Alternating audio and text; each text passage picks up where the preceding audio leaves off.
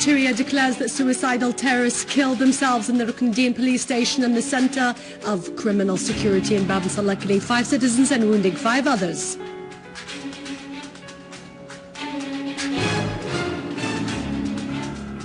Units of the Syrian army destroy several terrorist gangs and their leaders in Barzeh Jobar and al-Qaboon.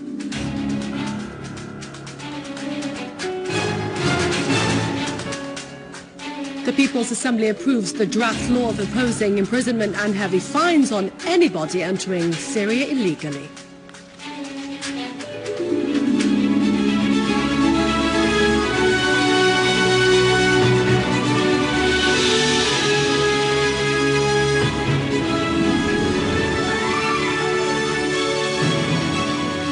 Welcome to our news bulletin. I'm Dania Nizam. The People's Assembly approved the draft law to impose a punishment on everybody entering the Syrian territory illegally. The punishment extends from 1 year to 5 years imprisonment, in addition to a fine of 5 to 10 million Syrian pounds. The Minister of Justice, Najm al-Ahmed, said that the current situation led to the entry of large numbers of persons into Syria under various names. Therefore, it was necessary to enact a deterrent law to all those entering into Syria illegally. Entry should be legal and legitimate.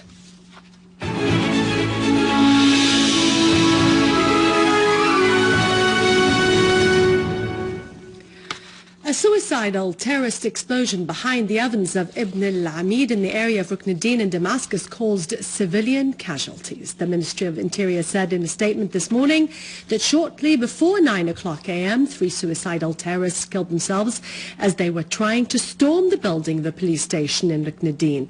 The police clashed with them, and at 9:30, 3 other terrorists tried to enter the center of criminal security in Damascus. The police confronted them, killing them and causing their explosive belts to be detonated before they reached the building. The early statistics of these explosions showed the death of 5 martyrs and the wounding of 9 civilians. The explosions also led to great damage in public and private property, houses and cars. The Ministry of Interior immediately began investigation, taking samples of the remains of the explosions from the scenes of these crimes. These terrorists belonged to the so-called al-Nusra. This was known from the types of clothes they wore. The ministry asserted that such cowardly crimes would never stop its work, and the ministry would continue to confront terrorism and to chase the extremist terrorist killers. The ministry called upon citizens to play their role in collaboration with the security forces and to give any information about their movements in order to contribute to the protection of the security and stability of our homeland. Confusion in the American diplomacy is reflected by contradictions in the statement of the American Secretary of State during a press conference in Doha concerning finding a solution for the crisis in Syria.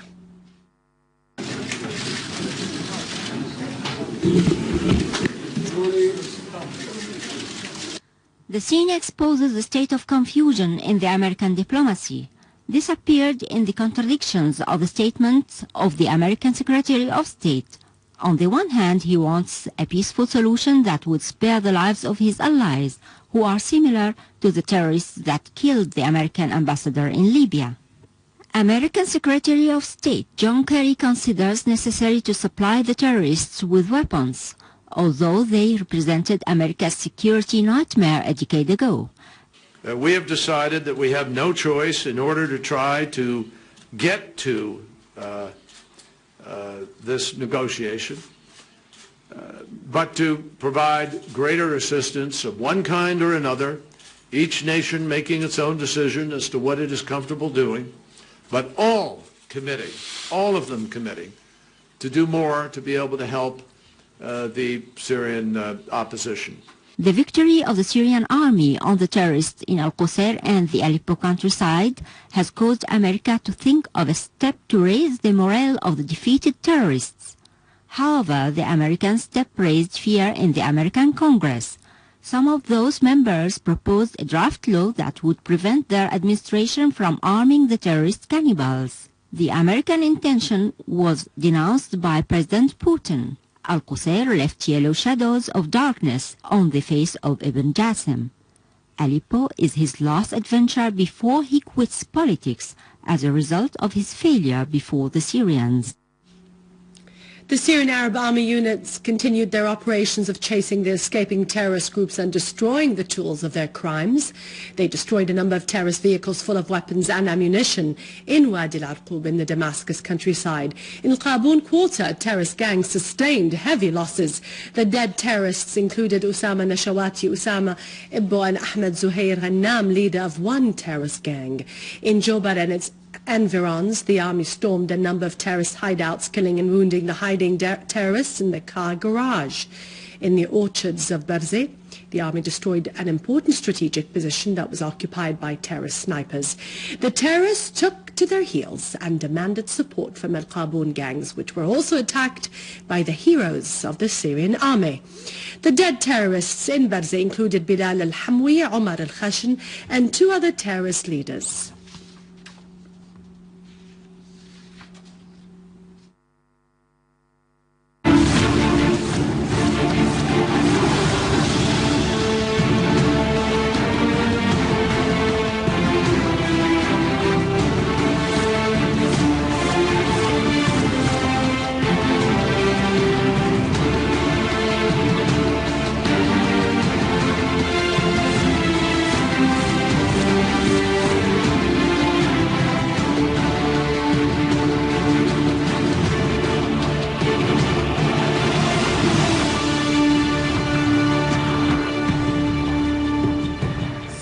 And 58 wanted men surrendered themselves and their weapons to the specialized authorities in Damascus and its countryside and in Deir ez-Zor, as the specialized authorities settled their situation after they pledged not to carry weapons again.